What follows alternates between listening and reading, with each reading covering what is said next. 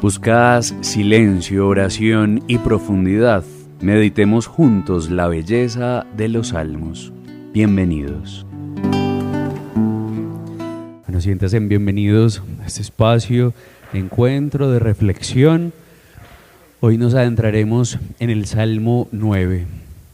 En el nombre del Padre, del Hijo y del Espíritu Santo. Amén. Sosténnos, Señor, en los propósitos que emprendemos. Tú eres el Dios que es refugio para nosotros. Ven, Señor, en nuestra ayuda. Ven, Señor, porque te necesitamos. Padre nuestro que estás en el cielo, santificado sea tu nombre. Venga a nosotros tu reino. Hágase tu voluntad en la tierra como en el cielo. Danos hoy nuestro pan de cada día. Perdona nuestras ofensas, como también nosotros perdonamos a los que nos ofenden. No nos dejes caer en la tentación y líbranos del mal. Amén. Dios te salve María, llena eres de gracia, el Señor es contigo. Bendita tú eres entre todas las mujeres, y bendito es el fruto de tu vientre, Jesús. Santa María, Madre de Dios, ruega por nosotros los pecadores, ahora y en la hora de nuestra muerte. Amén. Gloria al Padre, al Hijo y al Espíritu Santo, como era en el principio, ahora y siempre, por los siglos de los siglos. Amén. Espíritu Santo, ilumínanos y santifícanos. Espíritu Santo, ilumínanos y santifícanos. Espíritu Santo, ilumínanos y santifícanos. En el nombre del Padre, del Hijo y del Espíritu Santo. Amén. Bueno, nos adentraremos hoy en el Salmo 9. Que tiene por título Dios, refugio del oprimido. Te doy gracias, Señor, de todo corazón, contando todas tus maravillas. Quiero festejarte y celebrarte, cantando en tu honor altísimo. Porque mis enemigos retrocedieron, tropezaron y perecieron en tu presencia. Pronunciaste sentencia en mi favor, sentado en el tribunal, juez justo. Reprendiste a los paganos, destruiste al malvado, borrando su nombre para siempre. El Señor reina eternamente, dispone el tribunal para juzgar. Ellos perecieron, se acabó su recuerdo, redujiste sus ciudades a ruinas perpetuas. Él juzga el mundo con justicia, sancionará a las naciones con rectitud. El Señor es un refugio para el oprimido, un refugio en momento de peligro. Los que reconocen tu nombre confían en ti, porque no abandonas a los que te buscan, Señor. Canten al Señor que reina en Sión. Cuenten sus hazañas a los pueblos, pues el que ama a los que lloran recuerda su lamento, no olvida el grito de los oprimidos. Ten piedad, Señor, mira mi desgracia, causada por mis enemigos, tú que me levantas del portal de la muerte, para que pueda proclamar tus alabanzas desde las puertas de Sión y alegrarme con tu victoria. Se han hundido los paganos en la fosa que hicieron, su pie quedó atrapado en la red que escondieron. Apareció el Señor para hacer justicia, y el malvado se enredó en sus propias obras. Vuelvan al abismo los malvados, los paganos que olvidan a Dios, que el indigente no será olvidado para siempre, y la esperanza de los pobres nunca se frustrará. Levántate, Señor, no prevalezca el hombre, juzga a los paganos en tu presencia, infúndele, Señor, tu terror, sepan los gentiles que solo son hombres. Gloria al Padre, al Hijo y al Espíritu Santo.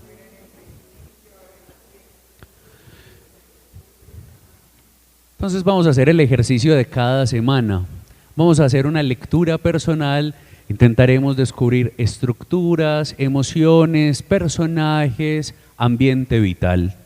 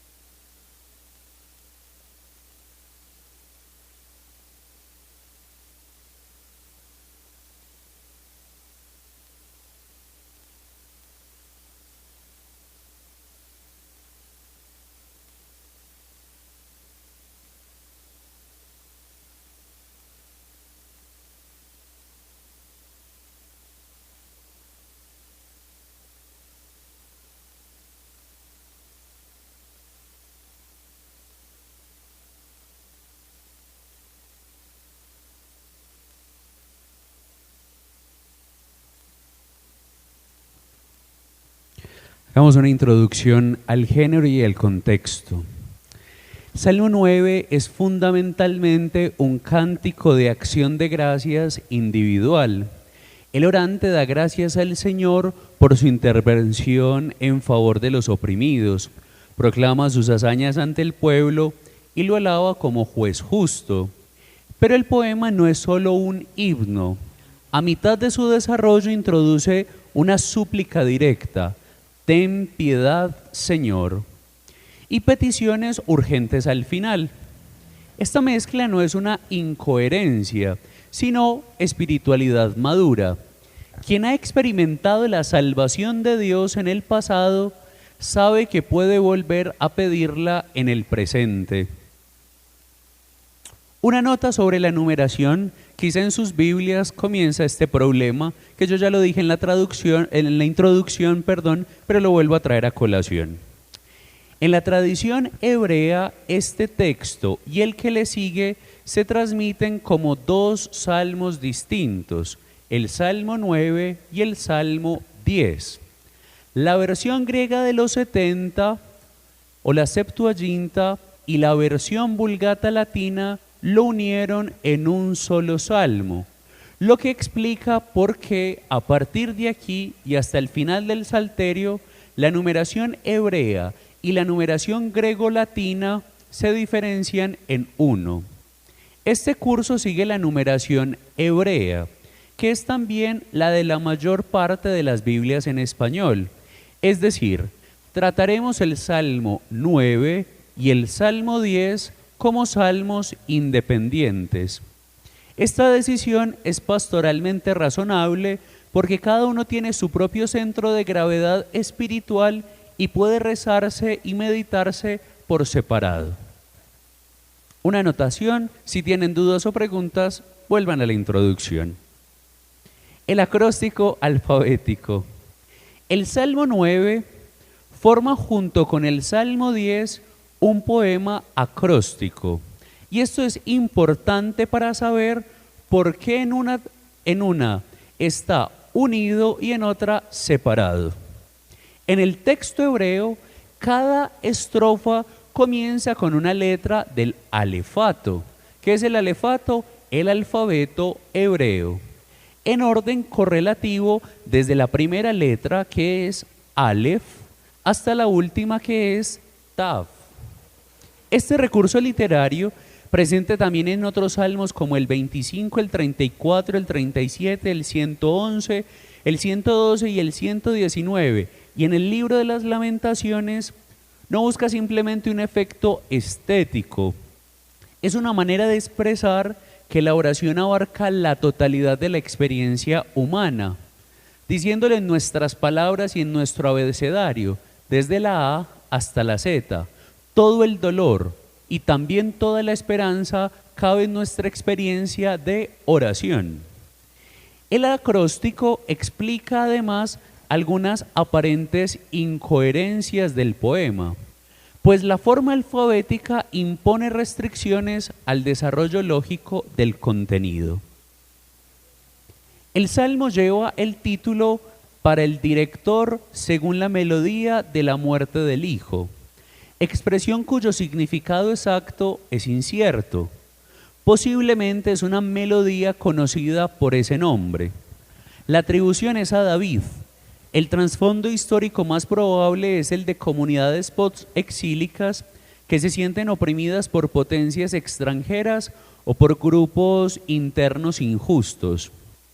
El orante no habla solo en nombre propio, sino que su voz arrastra consigo a todos los pobres, indigentes y oprimidos que esperan la justicia de Dios. Detengámonos un poco en la estructura. Este salmo es un díptico, un himno y una súplica. El salmo se organiza en dos grandes momentos que se alternan y se complementan. Versos 2 al 13, 16 y 17 es un himno de acción de gracias. El orante celebra a Dios como juez justo que derrota a los malvados y protege al oprimido. Habla de lo que Dios ya hizo y lo proclama ante el pueblo. Versículos 14 y 15 y 18, 21. Es una súplica urgente. El orante pide la intervención de Dios en su situación presente. No ha desaparecido el peligro, por eso la alabanza se interrumpe con el clamor. Esta alternancia no es una contradicción, sino un movimiento espiritual. La memoria de lo que Dios hizo en el pasado sostiene la petición del presente. La fe que alaba es la misma fe que suplica. Este salmo también puede reflexionarse o analizarse desde la perspectiva de un triángulo de personas. La teología del salmo se organiza alrededor de un triángulo de tres protagonistas: Dios, los malvados, los pobres. Dios que está arriba. ¿Cuál es el papel de Dios en el salmo? Dios es un rey y un juez eterno que juzga con justicia y rectitud, refugio y fortaleza del oprimido, y Él es el que no olvida. Los malvados están a un lado. Son los paganos arrogantes, opresores del inocente, que caen en su propia fosa, y su nombre es borrado. Los pobres están al otro lado. Son oprimidos, indigentes, los que buscan a Dios. Su esperanza nunca se frustrará, pues son recordados por Dios. La dinámica del salmo es siempre la misma. Los malvados oprimen a los pobres apelan a Dios y Dios interviene como un juez justo. El oprimido no apela a la fuerza humana ni a alianzas políticas, apela al único juez que conoce la verdad completa y que nunca la olvida. Entonces, en cuanto a eso, puede verse como un triángulo. Vamos a hacer una lectura de él comentando. Versos 2 y 3. Te doy gracias de todo corazón. El salmo comienza con una acción de gracias total, de todo corazón, que no es una fórmula convencional, sino una declaración de entrega completa. Lo llamativo es que esta alabanza se pronuncia antes de que la situación de peligro haya desaparecido del todo. El orante da gracias por las maravillas pasadas de Dios como fundamento de su esperanza presente. La fe bíblica no espera a que todo esté resuelto para dar gracias. Da gracias por la memoria de lo que Dios ya hizo y desde esa memoria pide lo que todavía falta. El título Altísimo, en hebreo Elión, es uno de los nombres más solemnes de Dios en el Salterio y designa al Señor como Rey y Juez universal, cuya autoridad trasciende cualquier poder humano. Versos 4 al 9. Pronunciaste sentencia en mi favor. El lenguaje de estos versículos es judicial de principio a fin. El Señor está sentado en el tribunal como un juez justo que pronuncia sentencia, juzga pueblos y sanciona naciones. Los enemigos, en cambio, retrocedieron, tropezaron y perecieron ante su presencia. La derrota de los malvados se describe como consecuencia directa de la sentencia divina y no de la fuerza del orante. El versículo 6 introduce una imagen de gran densidad. Dios borra el nombre de los malvados. En la mentalidad bíblica, el nombre de una persona es su identidad. Se presenta en la historia, su presencia, su pervivencia en la memoria colectiva. Borrar el nombre equivale a una extinción definitiva. No solo se muere, sino que se muere sin dejar rastro. En contraste, el Señor mismo reina eternamente. Su nombre y su memoria son los únicos que duran para siempre. En la mentalidad moderna, el juicio suele despertar temor. En la Biblia ocurre con frecuencia lo contrario. El pobre espera el juicio de Dios con esperanza. Cuando los tribunales fallan, la corrupción prevalece o el inocente no encuentra quien lo escuche, su causa, solo queda un tribunal verdaderamente justo, el divino. Pedir que Dios juzgue no significa pedir venganza, sino que es suplicar que la verdad salga finalmente a la luz, que el inocente sea reivindicado y que el mal no tenga la última palabra. Versículos 10 al 13, un refugio para el oprimido. El versículo 10 introduce el título teológico central del Salmo. El Señor es refugio. Una palabra que evoca una fortaleza elevada, inaccesible, para el oprimido y para el aplastado. No es un refugio abstracto, es una presencia concreta y activa en los momentos de peligro. La condición que se pide al oprimido es significativa: conocer el nombre del Señor e invocarlo. Verso 11. En la Biblia, conocer el nombre no es saber cómo se llama Dios, sino haberlo experimentado personalmente, haberlo invocado en la necesidad y haber establecido con Él una relación de confianza. El Señor no abandona a quienes lo buscan. Esa es la garantía que sostiene toda la espiritualidad del Salmo. El versículo 13 contiene una de las afirmaciones más conmovedoras del Salterio. Dios ama a los que lloran. Recuerda su lamento y no olvida el grito de los oprimidos. Dios ama a los que lloran, recuerda su lamento y no olvida el grito de los oprimidos. En la Biblia, recordar no es simplemente un acto de memoria intelectual. El verbo hebreo es sacar y expresa una memoria fiel y eficaz. Quien recuerda permanece comprometido con la persona recordada y actúa en su favor. Por eso cuando la Escritura dice que Dios recuerda, está afirmando que Dios permanece fiel a su alianza y que vuelve a intervenir para salvar. La memoria de Dios nunca es pasiva, es una memoria que rescata, sostiene y devuelve la esperanza a quienes ponen en Él su confianza. Antes incluso de que el creyente haga memoria de las maravillas del Señor, descubre que su propia historia está sostenida por la memoria fiel de Dios. Hago hincapié en esto.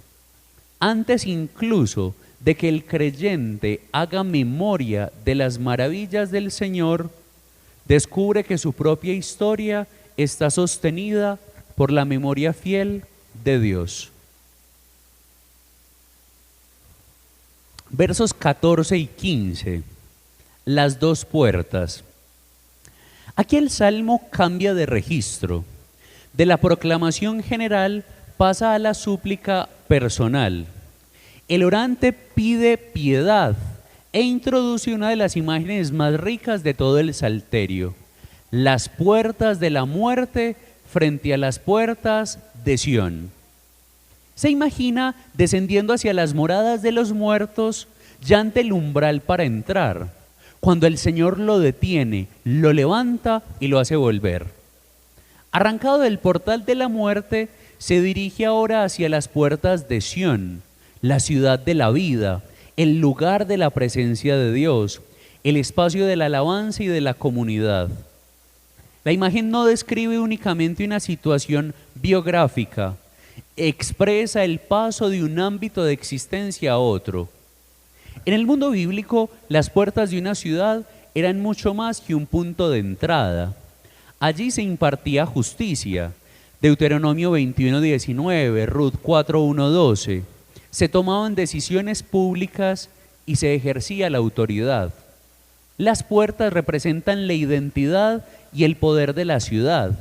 Entrar por unas puertas significa entrar bajo un determinado señorío. Por eso el salmista contrapone dos puertas radicalmente distintas. Las puertas de la muerte representan el dominio del Sheol, el lugar del silencio, de la impotencia y de la ruptura de la comunión con los vivos. No se designa únicamente el momento de morir, sino el poder de todo aquello que conduce a la desesperación, al aislamiento y a la pérdida de esperanza.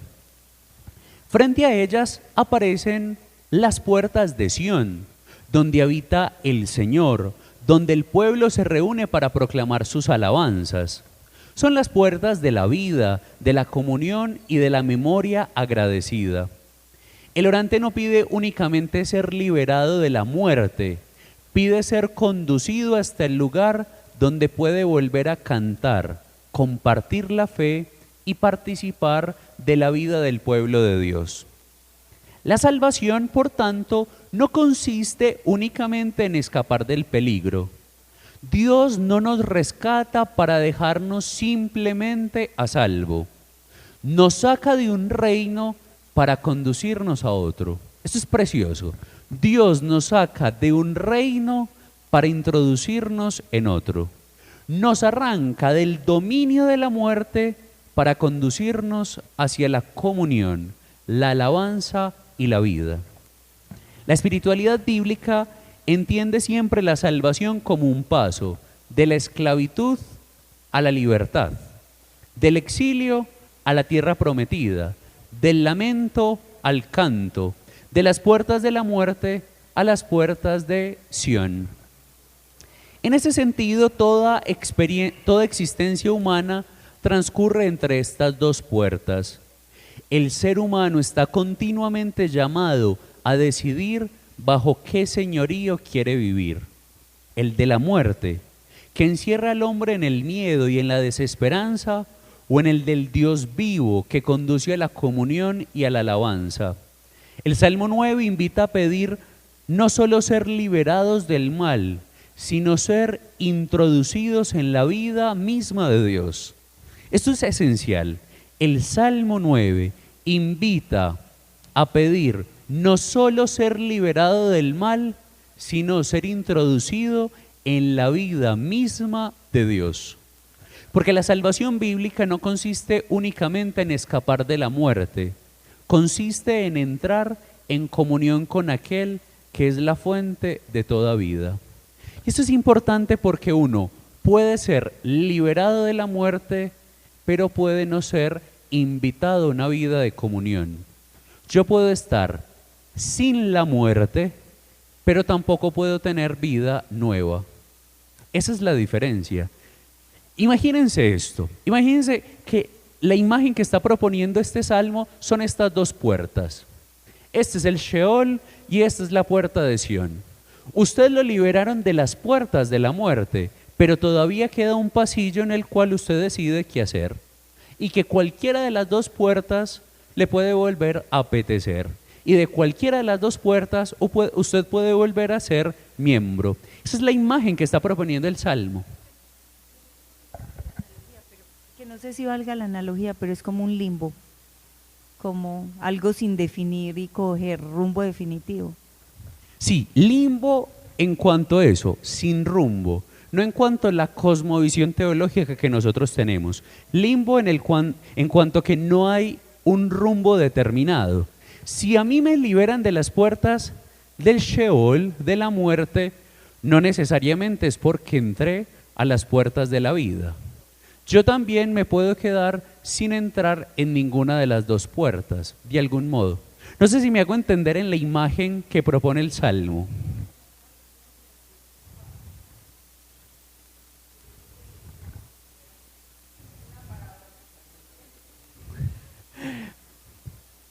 Meditemos en el 16 y 17. Los malvados caen en su propia fosa. El mismo motivo ya lo vimos en el Salmo 7, entonces lo remito al Salmo 7, pero reaparece aquí un poco ampliado. Los malvados cavaron una fosa para atrapar al inocente, pero son ellos mismos quienes caen en ella. Pusieron una red oculta, pero son sus propios pies los que quedaron atrapados. El mal tiene una lógica destructiva que termina volviéndose contra quien lo genera. Dios no necesita intervenir con violencia externa, pues con que aparezca para hacer justicia, para que el orden se restablezca. Y ahora del 18 al 21. El versículo 19 es el corazón teológico del Salmo. El indigente no será olvidado para siempre, y la esperanza de los pobres nunca se frustrará. Esta promesa no niega que el oprimido sufra o que la injusticia parezca triunfar durante un tiempo. Dice más bien otra cosa. Ese tiempo tiene un límite. Ese tiempo tiene fecha de caducidad. El para siempre pertenece a Dios y a los pobres que lo buscan, no a los malvados. Los malvados tienen fecha de límite. En cambio, para Dios es un para siempre. El Salmo concluye con una petición urgente al Señor para que se levante y juzgue, para que los pueblos reconozcan que no son los hombres, es decir, que su poder es limitado, frágil y sometido a un juez más alto. Cuando Dios se levanta a juzgar, la arrogancia humana descubre su propio límite. Algunas claves poéticas que nos pueden ayudar a entender este salmo. Primera, es un acróstico como afirmación total. El recuento del acróstico alfabético tiene una función expresiva que va más allá del virtuoso literalismo. Organizar la oración siguiendo las letras del alfabeto significa ofrecer a Dios una oración completa que abarca todo: angustia, esperanza y experiencia humana, de la misma manera que el alfabeto contiene todas las palabras posibles. La forma del poema es en sí misma un modo o un acto de una fe total ofrecida. Como todas las palabras se pueden formar con todas esas letras, de la misma manera toda mi vida se puede formar haciendo un acróstico. El vaivén entre alabanza y súplica. El movimiento alterna entre salmo y petición, no como un desorden, sino como una pedagogía espiritual.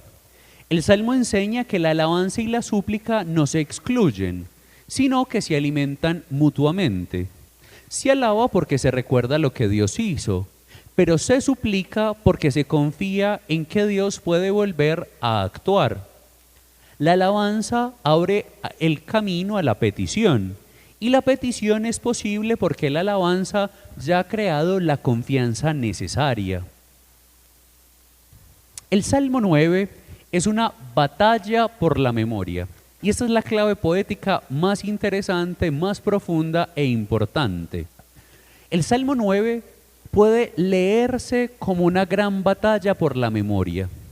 A primera vista parece un poema sobre la justicia de Dios, pero al seguir el recorrido de sus imágenes aparece un hilo más profundo. ¿Quién será recordado y quién será olvidado? El Salmo comienza con un acto de memoria. El orante da gracias contando todas sus maravillas. Verso 2. La alabanza nace del propio recuerdo. Israel no cree en un Dios porque lo deduzca filosóficamente, sino porque recuerda que Él ha hecho historia. Pero esa memoria humana tiene un origen más profundo. El creyente recuerda a Dios porque Dios mismo recuerda al creyente. Miren esto tan lindo. La memoria humana tiene un origen más profundo. El creyente recuerda a Dios porque Dios recuerda primero al creyente. Toda la historia de la salvación comienza con un Dios que recuerda a su pueblo y continúa con un Dios que aprende a recordar a su pueblo. La memoria del creyente nace de una memoria anterior, la de Dios, porque Dios no se olvida del grito de los oprimidos, ni del indigente que no será olvidado para siempre. En la Biblia, recordar no significa simplemente conservar un dato en la mente, significa permanecer fiel a la alianza e intervenir en favor de quien es recordado. Cuando Dios recuerda, Dios actúa. Frente a la memoria fiel de Dios, aparece la falsa pretensión del malvado de hacerse eterno. Él busca perpetuar su poder, dejar un nombre y asegurar su permanencia. Así es el arrogante. Busca perpetuar su poder, dejar un nombre y asegurar su permanencia. Sin embargo, Dios borró su nombre para siempre y hasta el recuerdo de sus ciudades desapareció. Quien pretende hacerse eterno por la fuerza termina desapareciendo de la memoria de la historia y sobre todo de la memoria de Dios. Así el poema establece un contraste sorprendente. El pobre, que parecía destinado al olvido, permanece en la memoria de Dios. El poderoso, que quería serse inolvidable, termina desapareciendo y diluido en la historia. El mal construye sobre fundamentos que no perduran. En cambio, el Señor permanece para siempre, y quienes ponen en Él su confianza participan de esa permanencia. La verdadera eternidad no consiste en hacerse un nombre ante los hombres, sino permanecer en la memoria de Dios. Lo repito, la verdadera eternidad no consiste en hacerse un nombre ante los hombres, sino en permanecer en la memoria de Dios. El Salmo invita también al creyente a librar esa batalla en su propia vida. ¿Qué decides recordar? ¿Las injusticias recibidas, alimentando el resentimiento? ¿O decides recordar las maravillas que Dios ha realizado, alimentando la esperanza? La memoria puede convertirse en una prisión o en una fuente de confianza. En el fondo, la pregunta decisiva del Salmo 9 no es quién tiene el poder, sino quién permanece en la memoria de Dios. Porque lo verdaderamente eterno no es el mundo que recuerda, sino aquello que Dios recuerda.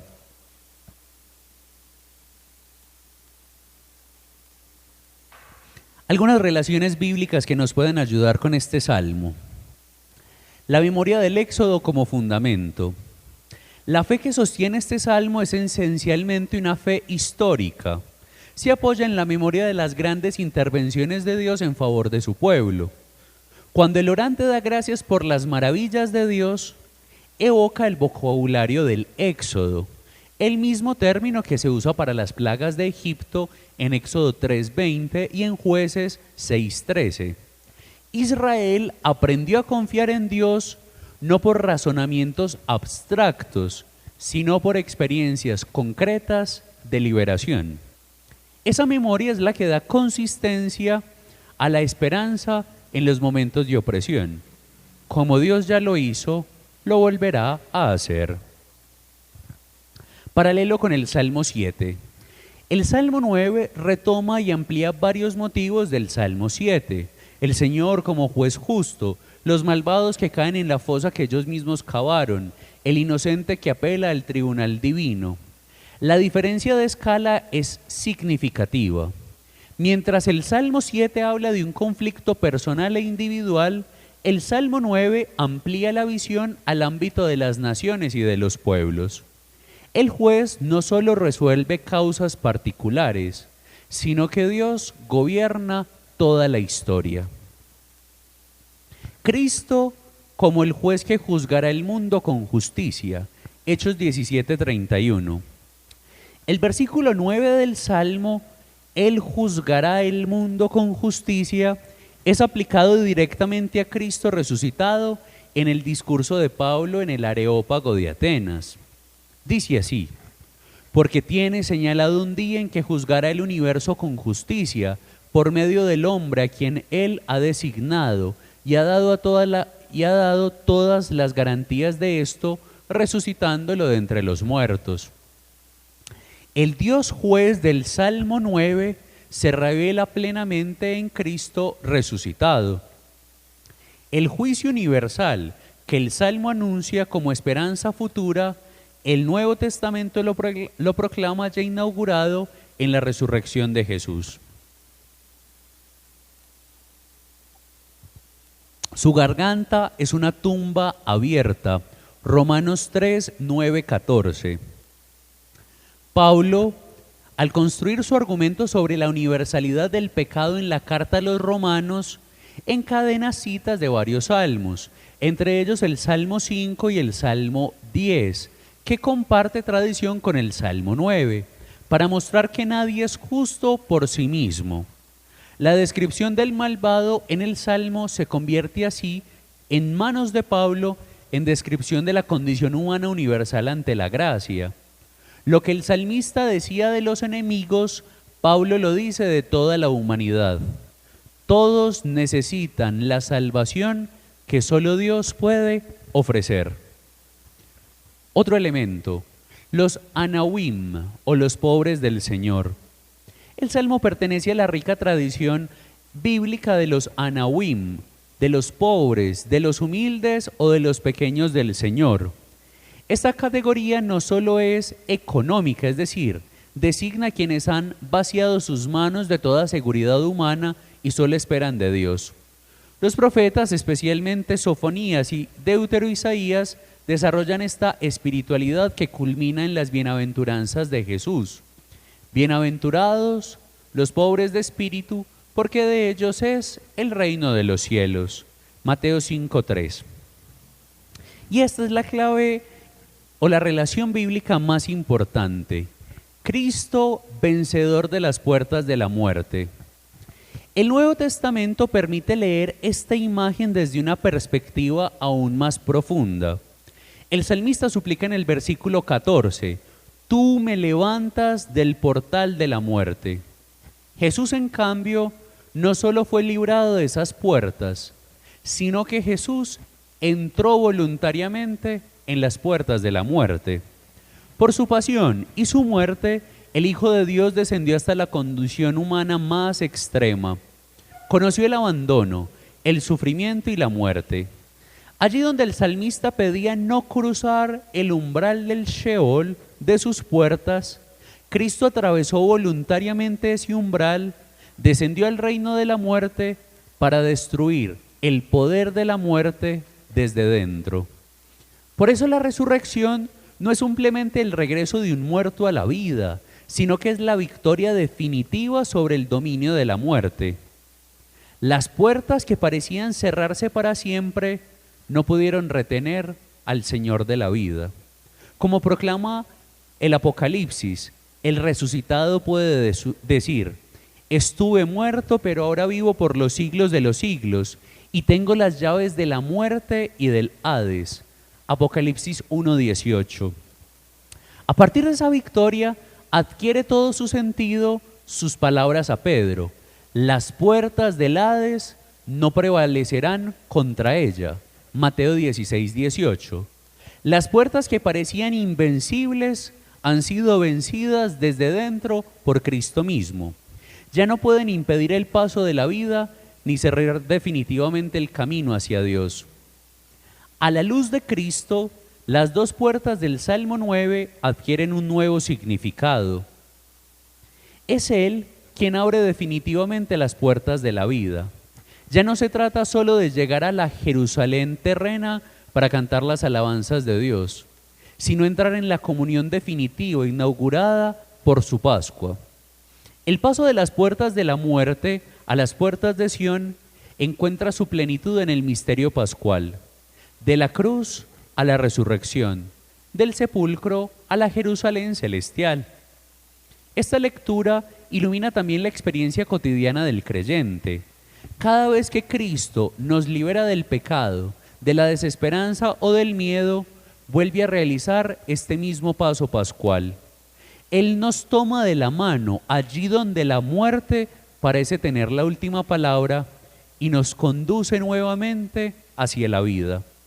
Toda conversión, en el fondo, es una pequeña Pascua, un tránsito de las puertas de la muerte hacia las puertas de la ciudad de Dios.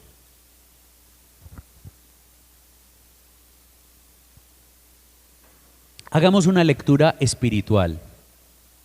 La fe que da gracias antes de recibir. Una de las actitudes más sorprendentes del Salmo es que el orante da gracias al principio, cuando su situación todavía no está resuelta. No espera que la justicia se haga visible para hacer un canto de gratitud. Alaba a Dios por la memoria de las obras pasadas, con la convicción de que ese mismo Dios actuará de nuevo.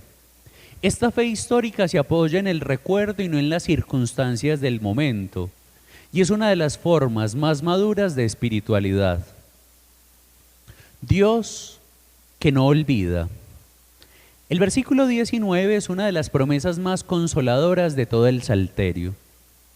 En un mundo donde el pobre es frecuentemente ignorado, despreciado o simplemente invisible para los poderosos, el Salmo afirma que hay una memoria que nunca falla, la de Dios. Que Dios recuerde al pobre no solo es un consuelo emocional, es la lógica evangélica. Ser recordado por Dios equivale a ser rescatado, amado y convocado a la vida. La esperanza no se frustra. La segunda parte del versículo 19 es igualmente decisiva. La esperanza de los pobres nunca se frustrará. No dice que la situación mejorará de inmediato, ni que el sufrimiento desaparecerá pronto. Dice que la esperanza, esa orientación fundamental del corazón hacia el futuro de Dios, tiene un fundamento más sólido que las circunstancias. Es la misma convicción de Pablo, que en Romanos 5 dice: la esperanza no defrauda, porque se apoya no en el optimismo del hombre, sino en el amor fiel de Dios. ¿Qué rostro de Dios nos ofrece este salmo? El Salmo 9 presenta a un Dios que es un juez justo y universalmente competente. Juzga el mundo con justicia, sanciona a las naciones con rectitud, pero Dios ante todo es refugio y fortaleza para el aplastado, que ama al que llora y recuerda al oprimido. No es un Dios neutral o indiferente ante la injusticia. Dios toma partido, pronuncia sentencias e interviene. Y es también el Dios que reina eternamente, cuya memoria dura cuando todos los nombres de los poderosos han sido borrados. La fe que propone el Salmo no es ingenua ante el mal, lo mira de frente y confía en que el Señor tiene la última palabra.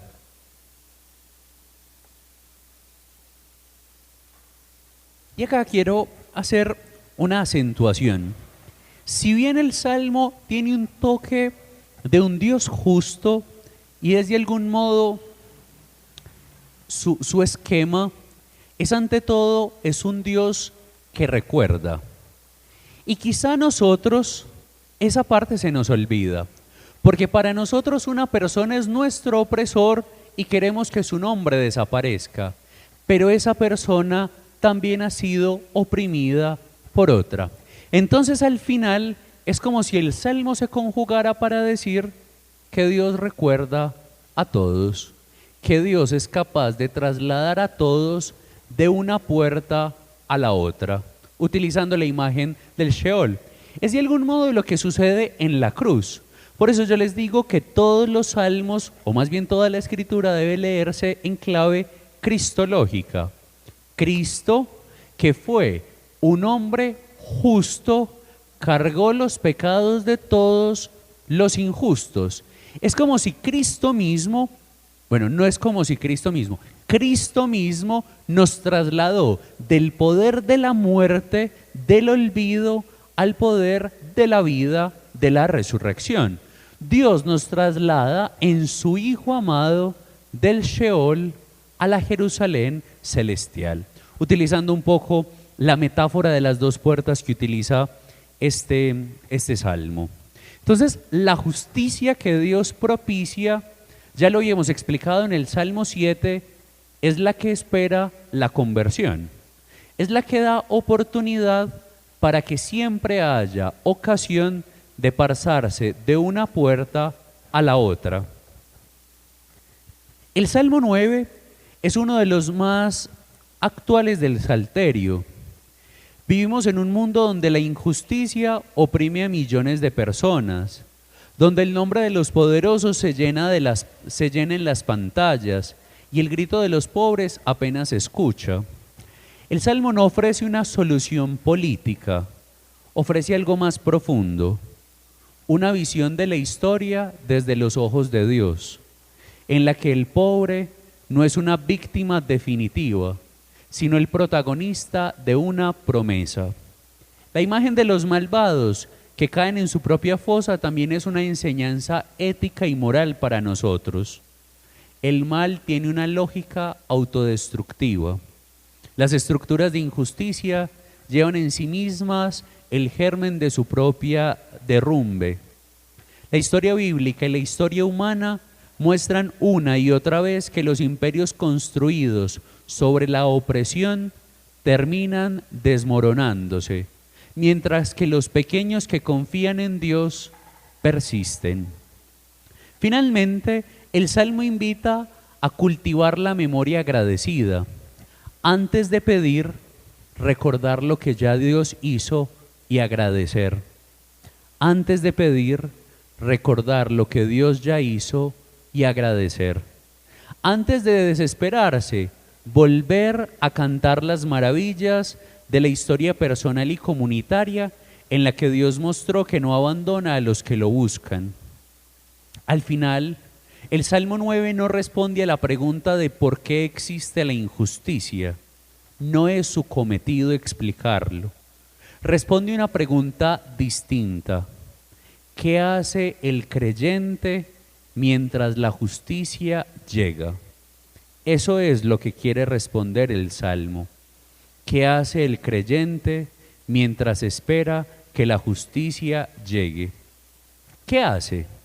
Da gracias por las maravillas de Dios, recuerda sus obras, protege la esperanza de los pobres y espera sin resignarse el juicio de Dios. Al final, quien permanece en la memoria de Dios no necesita conquistar la memoria del mundo.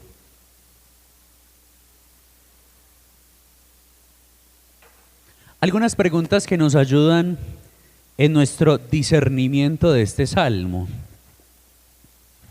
¿Tengo el hábito de dar gracias a Dios por las maravillas del pasado, incluso cuando el presente es difícil? Me identifico más con el orante del Salmo, con los malvados o con los pobres que esperan la justicia. ¿Qué significa para mí que Dios no olvidará al indigente? ¿Lo creo de verdad? ¿Cuáles son las fosas que los malvados han cavado en mi contexto y en las que han terminado cayendo?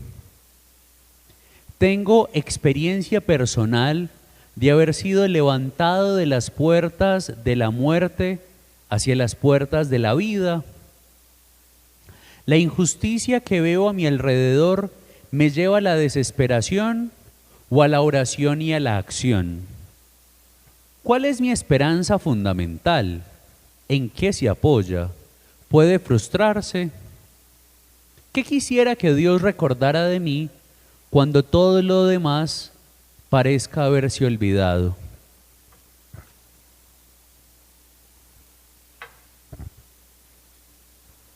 ¿Cuándo rezar este salmo? Cuando somos testigos de injusticia que parecen no tener solución. Cuando acompañamos a personas pobres, oprimidas o en situación de vulnerabilidad. Cuando necesitamos renovar nuestra fe en la justicia de Dios en medio de la historia. Cuando queremos dar gracias por las experiencias pasadas de liberación y salvación. Cuando sentimos la tentación de perder la esperanza ante el triunfo aparente del mal. Como oración por la justicia social y el cuidado de los más vulnerables. Cuando necesitamos recordar que Dios no olvida el grito de los pobres. Cuando deseamos transformar la indignación ante el mal en una oración confiada y comprometida. Algunos datos para saber más. El problema de la numeración de los salmos tiene consecuencias prácticas. Quien usa un libro de oraciones basado en la Vulgata latina o en la versión griega de los 70, encontrará que el Salmo 9 corresponde al Salmo 9 y 10 de la Biblia hebrea. A partir de este punto y hasta casi el final del Salterio, la numeración hebrea y la greco-latina difieren en uno. Este curso seguirá la numeración hebrea, que está casi presente en todas las Biblias en español. Anawim, que es un término para referirse a los pobres y humildes del Señor, es una categoría espiritual centrada en el Antiguo Testamento tardío. No designa pobreza material. Son los que han vaciado sus manos de toda seguridad humana y esperan solo en Dios. El libro de Sofonías lo describe como un pueblo humilde y pobre que se refugia en el nombre del Señor. Y Jesús los proclama bienaventurados en el Sermón de la Montaña. La expresión conocer al Señor, conocer el nombre del Señor, tiene en hebreo un sentido mucho más rico que el mero conocimiento intelectual. Conocer el nombre de Dios es haberlo experimentado personalmente, haber entrado en relación con Él y haberlo invocado en la necesidad. El Salmo 91:14 lo dice con claridad: porque puso en mí su amor, lo libraré, lo protegeré, porque conoce mi nombre. Concluyamos este espacio poniéndonos en pie y recitemos juntos esta oración. Señor, te doy gracias de todo corazón, no porque todo esté resuelto, sino porque recuerdo lo que has hecho y sé que no abandonas a los que te buscan. Hay muchos que claman en este mundo y nadie escucha. Hay pobres cuyo nombre nadie pronuncia. Hay oprimidos cuyo grito se pierde en el ruido. Tú los conoces a todos, no has olvidado ninguno. Levántame del portal de la muerte, de todo lo que me aplasta, me paraliza y me roba la esperanza, y llévame hacia las puertas de la vida, donde se puede cantar y dar gracias.